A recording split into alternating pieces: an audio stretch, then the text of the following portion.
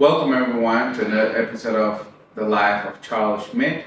This is episode Charles, episode 18.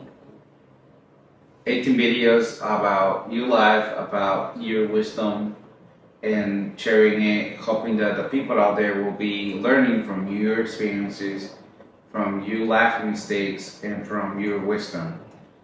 How are you, Charles? I'm great. I'm good. That's great. Today, today's video will be focused on things that only age can teach you.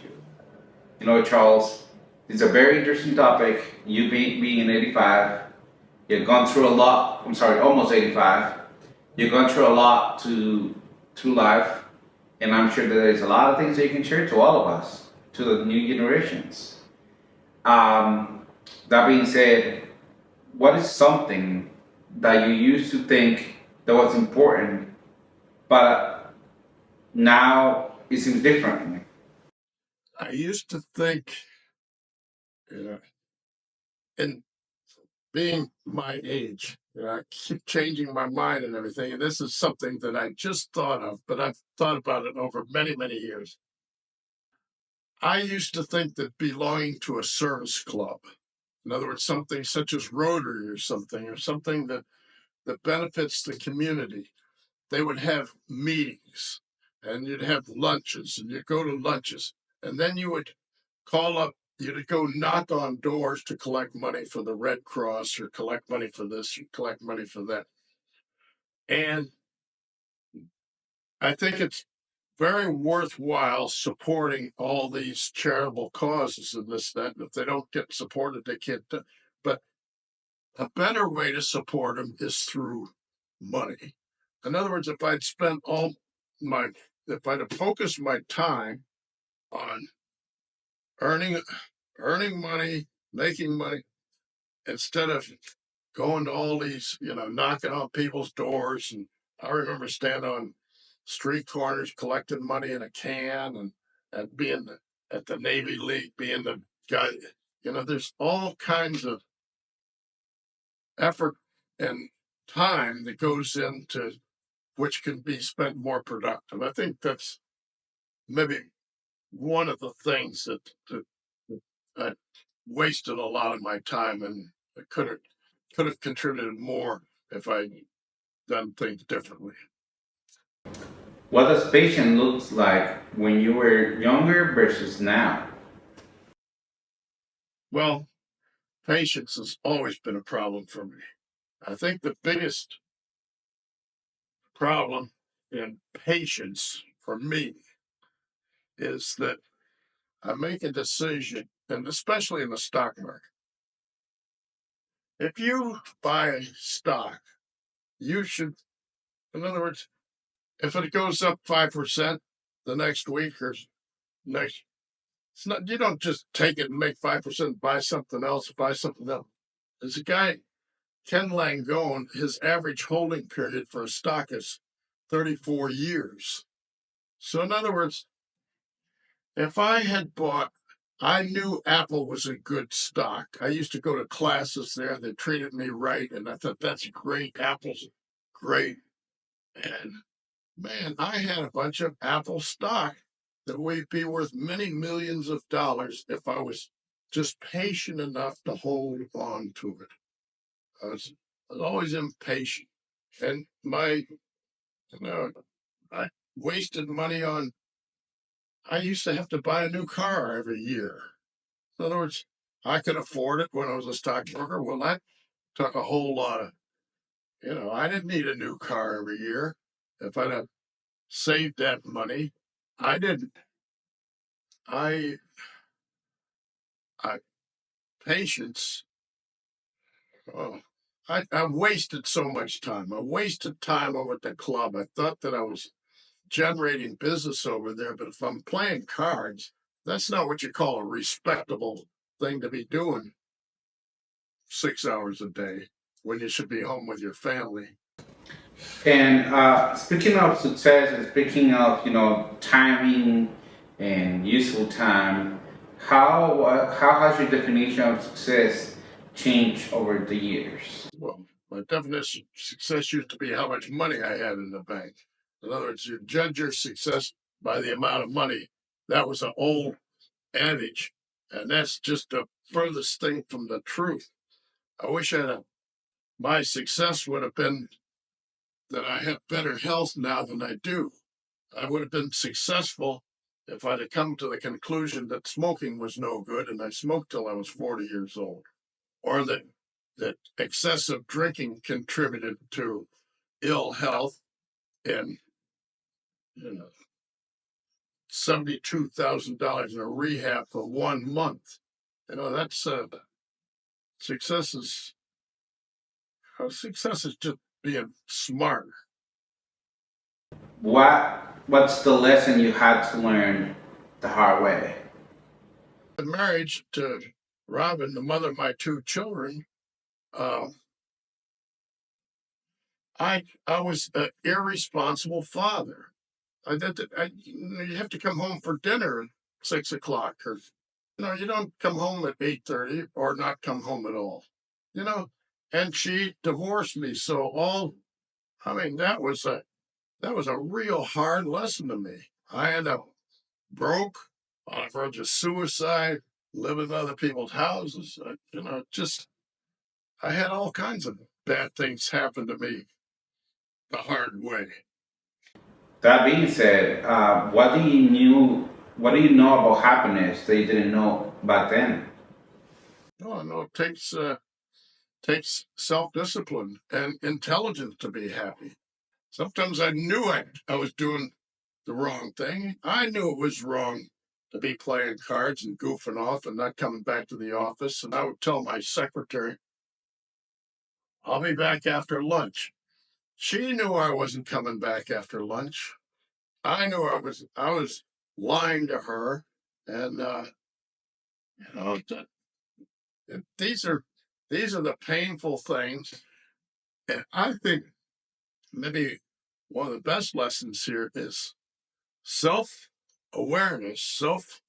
In other words, you gotta you gotta fess up to yourself. In other words, to say, look, it's your fault. That's how you got yourself into this mess. Throughout this whole process in life, what kind of people do you hold closest to now? I hold the Summer. I'm very close to Summer because I need additional attention at my age. I'm forgetful. She does something very important for me, and that is to tell me 2, 3 times a day, don't fall down. Guys my age start to fall down. My iWatch says that every week it says you have unsteady gait.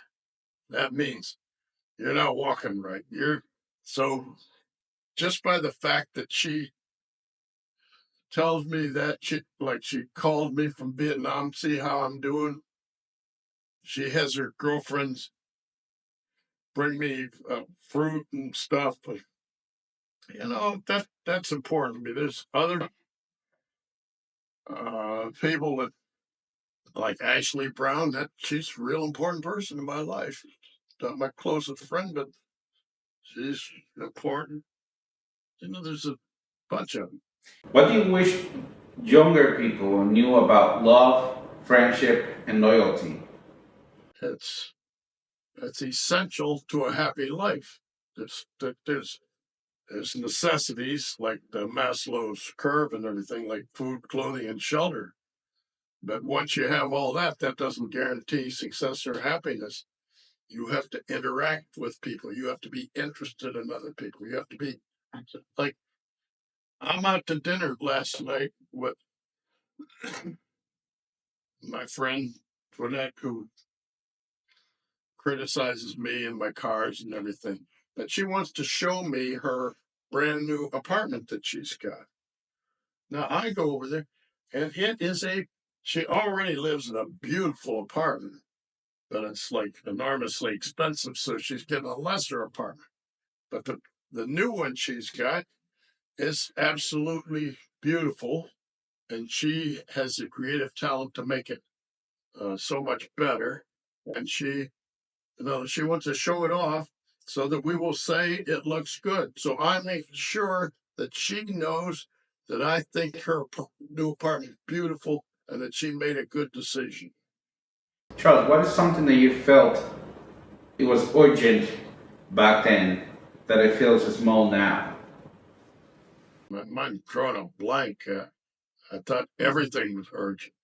Like it would be urgent for me to get to the golf course, or urgent for me to get over to the club and start playing poker, or urgent for me to do, that's lots of times in my haste, I would just make a very unwise decision and continually make unwise decisions. Now, speaking of decisions, I'm assuming that these kind of decisions and this kind of lifestyle creates some type of fear, anxiety at some point. How do you handle fear or anxiety now compared to how you did it back then? I have fear of my health and my choking in the middle of the night. That's the biggest fear. And I'm thinking, that's not the fear of death, but it's a fear that I'm not going to be able to take my next breath. And it's a kind of a panic feeling. Um, it's a different kind of fear that I had 25, 30 years ago when I had no money, and I would wake up and drinking, and I'd wake up in the middle of the night and I'd be sweating. So the bed would be soaked, and I'd have to change my t-shirt 2 or 3 times a night. Now, there's a guy that lives in the building, John here. He's he's in he's not in real good health, but goes through that same sweating thing, which is caused by fear, which is caused by him thinking he doesn't have enough money, even though he owns his apartment free and clear. It's worth over $500,000, uh, and he thinks he doesn't have enough money, and so he stays up worrying about it. Do you think that throughout all these decisions that you have made, um, and learning throughout life with your health, with your decisions, with your lifestyle, do you feel wiser or just different than before? So I feel wiser. Yeah. No, Why? well, I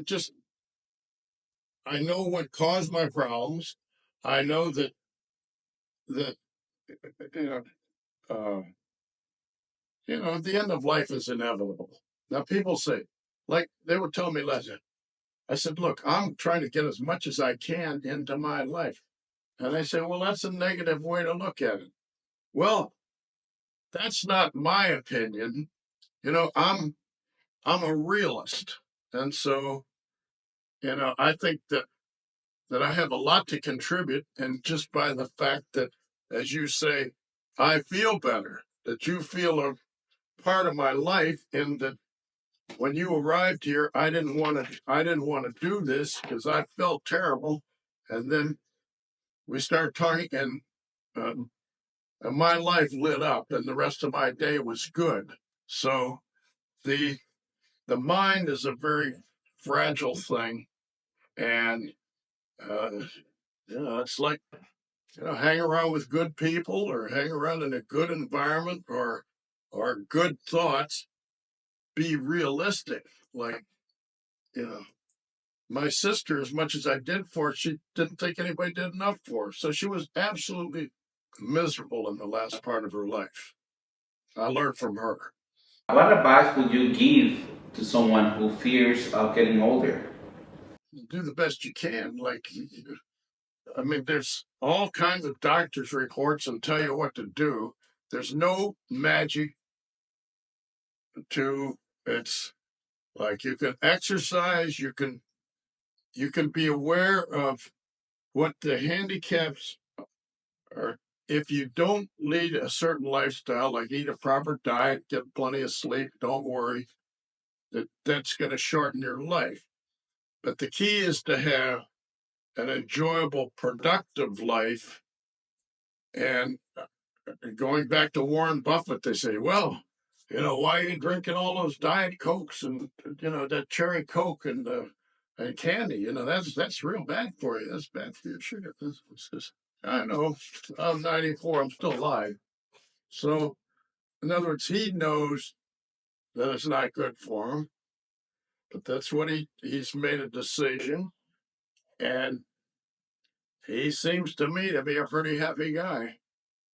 If you could pass just one lesson to your grandchildren, what would that be? The one thing that I'd like them to know is that listen to your elders. They've had a lot of experience. They've made a lot of mistakes. Don't think you know better than they are, or that you've got something better to do. You listen to them, and they're going to give you some bad advice, but they've also had a lot more failures, a lot more successes than you've had at your stage of life. So listen to them and don't just ignore them. Is there anything you hope people will learn the hard way like you did? Well, I hope they don't have to go, if somebody tells you drinking's bad for you, you don't have to go spend $72,000 for a month in a rehab. You just quit drinking for a while or something like that. Now, I was able to. My life was so bad before I met Gene Taylor that I did quit drinking. I didn't go to rehab. I had no money. I had no nothing, but I just, I had to quit. I couldn't afford it. I had to quit. My health's no good. So I quit 2 months before I met Gene Taylor, and I fell in love with her. And there's an easy way to do it is to recognize it and go to AA and do stuff and realize that, if it gets out of control, like my drinking is way, way down now uh, because I just can't handle That being said, Charles, to close up with this episode 18 video, what makes life worth living at 84? it. Well,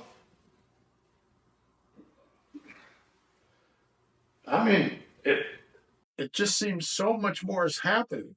I'm so aware of the fact that I can't just sit back and wait for things to happen. And, if I'm going to contribute something, I have to be involved. And, being involved gives me energy. Uh, uh, it, Obviously, I think it'll prolong my life. Last year, I thought I was just, days or hours away from not making it. I remember Summers driving me into my car, and I'm sitting in the back seat, and I'm thinking, this might be the end. This might be my last day, and boy, it wasn't my last day. And somehow or another, I got a second wind.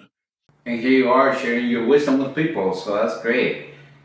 Everyone, thank you so much for staying tuned, for watching the videos. We hope you learned something from them. The takeaway from today is basically listen to yourself, listen to the elderly, live by other people's examples as long as you see that they're good, and be mindful of yourself.